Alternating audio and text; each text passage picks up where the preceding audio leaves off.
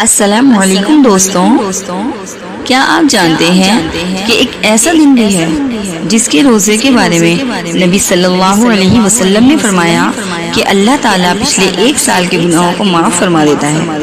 اور کیا آپ جانتے ہیں کہ اسی دن تاریخ کا ایک عظیم واقعہ کربلا بھی پیش آیا؟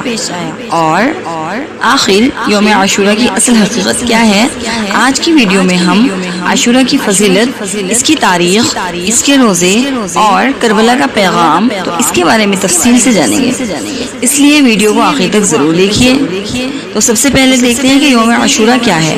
یوم عاشورہ یعنی 10 محرم الحرام اسلامی سال کا یہ پہلا مہینہ ہے، اور اس مہینے کو اللہ تبارک و تعالیٰ نے حرمت والے مہینوں میں شامل فرمایا ہے۔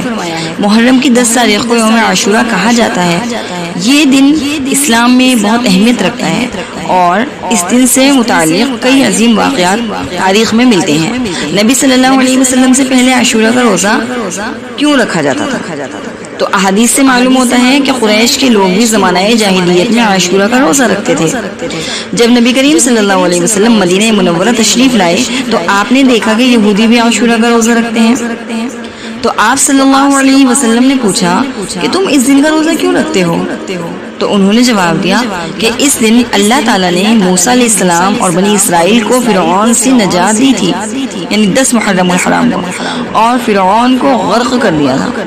تو حضرت موسیٰ علیہ السلام نے اللہ کا شکر ادا کرنے کے لیے روزہ رکھا تھا۔ تو یہ سن کر نبی صلی اللہ علیہ وسلم نے فرمایا کہ ہم موسیٰ علیہ السلام کے زیادہ حقدار ہیں۔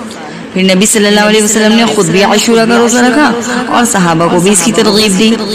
عاشورہ کے روزے کی فضیلت، تو عاشورہ کے روزے کی سب سے مشہور فضیلت یہ ہے کہ نبی صلی اللہ علیہ وسلم نے فرمایا ہے کہ مجھے اللہ سے امید ہے کہ عاشورہ کا روزہ گزشتہ 1 سال کے گناہوں کا کفارہ بن جاتا ہے۔